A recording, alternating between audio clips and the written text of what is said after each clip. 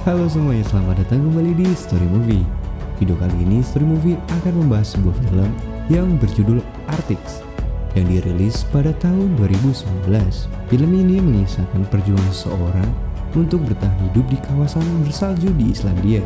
Tak hanya tentang bagaimana cara bertahan hidup, penonton juga akan diajak pada dinginnya karakter yang bernama Overcard dalam menyelamatkan hidupnya sendiri. Tanpa basa-basi lagi, langsung saja ke alur ceritanya.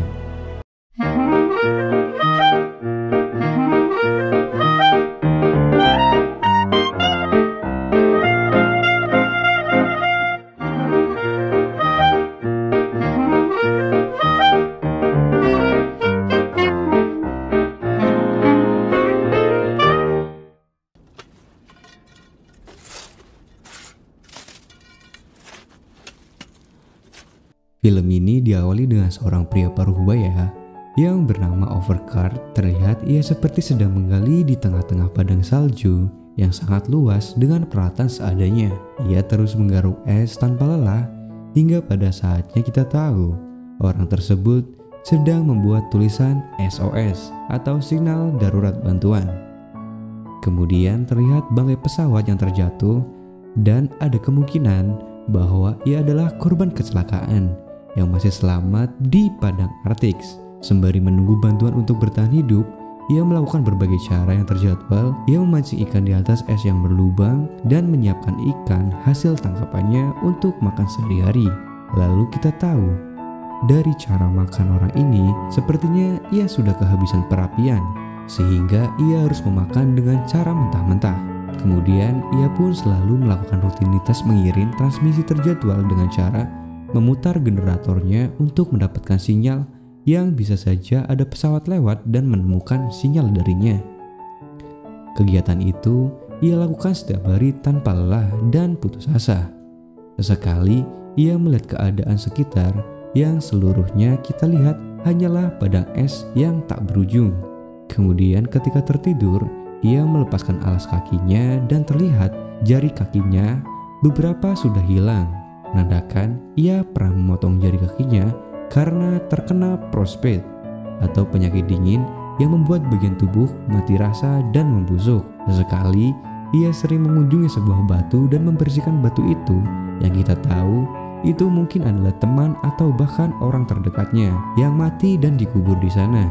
Lalu ia juga mengucapkan kata sampai jumpa besok lagi. Sepulangnya dari makam, ia kembali mengecek hasil pancingannya. Kemudian ia kaget, peti ikan simpanannya sudah berantakan. Ia menyadari bahwa burung kutub sudah mulai mengarah ke kawasannya. Ia pun panik dan berlari masuk ke dalam pesawat. Dan kini ia tahu ia harus lebih berhati-hati. Lalu kemudian diperlihatkan ia melakukan transmisi dan benar saja pada saat itu ia melihat seekor burung kutub yang sangat besar. Berhari-hari kemudian keajaiban pun datang. Ketika di detik-detik akhir ia akan berhenti memutar transmisi, tiba-tiba ia mendapatkan sinyal dan sepertinya ada pesawat yang lewat. Hanya saja cuaca sedang buruk dan badai. Ia berusaha dan keras memanggil helikopter yang kebetulan melintas di tempat itu. Lalu ia menggunakan satu-satunya flare yang masih tersisa dan akhirnya helikopter itu pun menghampirinya. Terlihat ia sangat bahagia karena penantiannya selama berbulan-bulan akhirnya tiba. Namun nasib belum berpihak kepadanya. Karena kencangnya angin, helikopter itu pun kehilangan keseimbangan. Dan akhirnya helikopter itu pun terjatuh dan meledak. Lalu ia berlari ke arah helikopter itu dan menemukan helikopter sudah hancur. Ia berusaha menolong orang di dalamnya dan terlihat pilot tidak selamat dan sudah mati di tempat. Namun ada satu orang yang terlihat masih selamat, namun dengan luka robek di perut yang cukup dalam. Dan sialnya orang tersebut adalah seorang wanita yang tidak mengerti bahasa Inggris. Ia mengobati luka wanita itu dan menunggu badai reda. Setelah badai reda, kemudian ia melihat persediaan di pesawat itu. Alangkah bahagianya, ia melihat bahan makanan yang lumayan banyak, sebuah peta satelit, dan peralatan penunjang lainnya. Lalu dengan lahapnya, ia memakan mie mentah-mentah. Ia membawa wanita itu ke kampnya untuk dirawat. Lalu ia memeriksa identitas dari wanita itu. Ternyata terlihat tulisan-tulisan yang ia juga tidak paham dengan bahasanya. Kemudian wanita itu sadar dan bertanya bagaimana keadaan pilotnya. Ia bilang bahwa pilotnya tidak selamat dan wanita itu kembali pingsan. Lalu lelaki itu meninggalkan catatan untuk meninggalkan jejak sebagai simbol bahwa ia akan kembali. Kemudian pria itu ke helikopter dan mencari sesuatu yang mungkin tertinggal. Kemudian ia sampai di sana. Ia dengan susah payah dan juga berusaha menguburkan jenazah pilot itu. Lalu ia kembali mengecek persediaan di sana dan akhirnya ia menemukan kompor gas. Ia teramat senang karena sudah lama ia tidak pernah makan makanan hangat. Kemudian ia menemukan sebuah foto dan menyimpannya. Ia juga menemukan alat pengangkut di helikopter itu yang membuatnya merasa sedikit bahagia. Karena itu akan sangat bermanfaat dan untuk pertama kalinya ia memakan makanan yang sangat enak selama ia terdampar. Ia pun menyuapi wanita itu dan berkata kita akan baik-baik saja dan kau tidak sendiri. Ternyata pilot yang sudah mati itu adalah suaminya dan ia juga memiliki seorang anak yang sedang menunggunya pulang. Sesekali ia melihat peta yang ia temukan dan ia melihat ada sebuah stasiun pesawat yang lokasinya sangat jauh dan ia merasa tidak mungkin untuk sampai ke sana dalam keadaan hidup. Lalu ia melanjutkan rutinitasnya seperti biasanya. Hingga beberapa hari kemudian, ia mulai memikirkan apakah ia harus mencoba sampai ke stasiun itu dengan berjalan kaki. Lalu ia menggambar rute yang akan dilalui. Ia berpikir lebih baik berjuang daripada menunggu sesuatu yang tidak pasti. Setidaknya dengan kejadian helikopter itu, ia mempunyai sebuah harapan. Dan juga sekarang ia juga memiliki tanggung jawab, yaitu seorang wanita yang sedang sakit. Dengan membulatkan tekadnya, ia mulai mempersiapkan segala hal untuk pergi ke stasiun itu. Dan hari keberangkatan pun tiba. Dengan tekad yang kuat, di setiap langkah ia mencoba mengarungi padang es yang sangat luas dan beku. 1 hari penuh ia berjalan dengan cukup lancar dan dengan cuaca yang mendukung. Namun tentu perjalanan masih sangat jauh. Bahkan di peta pun ia belum mencapai seperempatnya. Ia tahu bahwa perjalanan ini membutuhkan kesabaran dan keteguhan hati.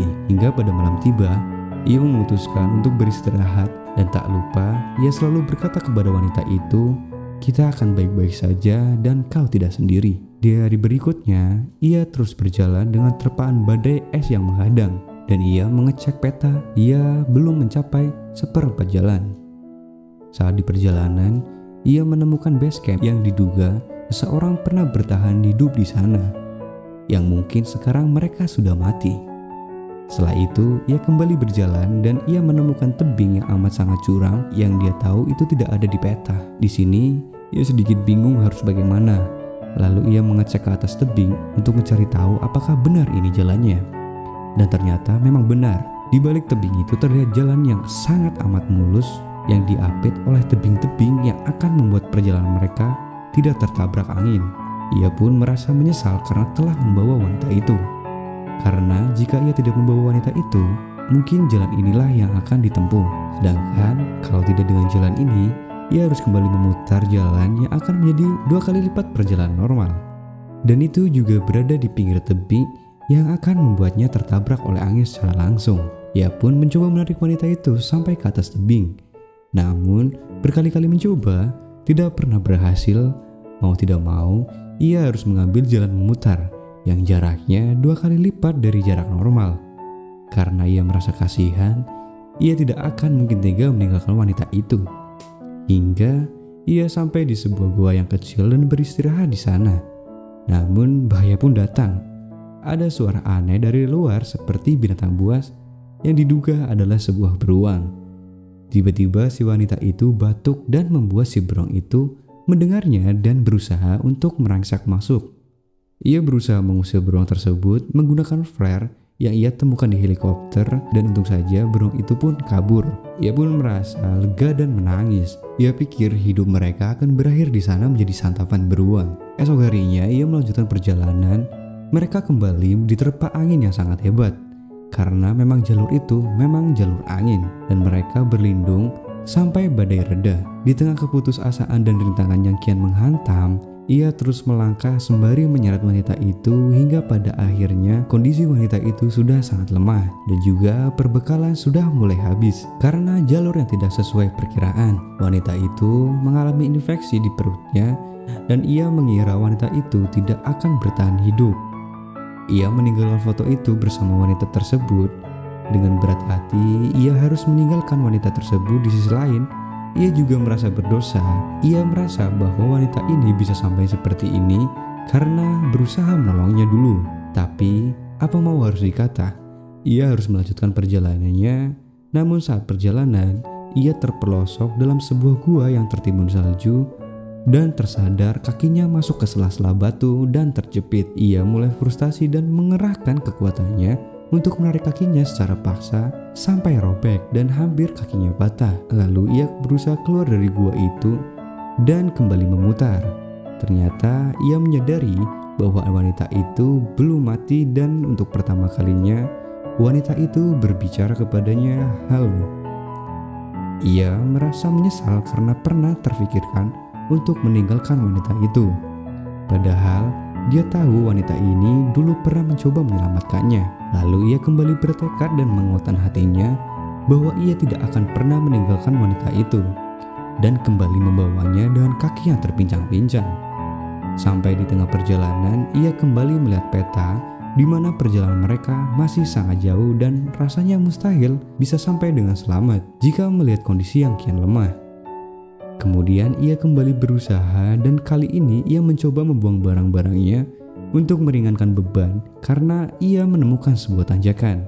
Ia naik untuk melihat keadaan meski dengan susah payah dan ketika ia sampai di atas terjadilah sebuah keajaiban. Ia melihat ada helikopter yang kebetulan melintas dan mendarat di depan sana.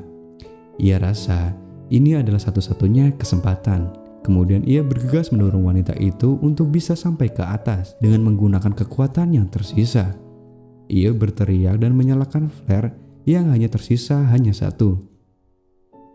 Namun anehnya helikopter itu tidak kunjung melihatnya dan flare sudah mulai padam. Lantas ia membuka jaketnya dan membakar jaketnya untuk menambah durasi api. Ia sudah tidak peduli kedinginan karena ia rasa ini adalah satu-satunya kesempatan. Sayangnya helikopter itu pun pergi. Ia menangis sambil memegang wanita yang sedang sekarat itu dan tetap memberikannya semangat dan berkata, "Kita akan baik-baik saja dan kau tidak sendirian." Sampai pada akhirnya mereka pingsan di sana sambil berpegangan tangan. Beberapa saat kemudian muncul suara yang mulai mendekat. Ternyata di belakang mereka sudah ada helikopter yang datang. Dan film pun berakhir. Nah, bagi kalian yang suka dengan channel ini dan ingin mendukung agar terus berkembang, jangan lupa untuk subscribe agar tidak ketinggalan video-video selanjutnya. Dan jangan lupa untuk tinggalkan like dan komen pada video ini. Sampai bertemu lagi di video selanjutnya. Bye-bye.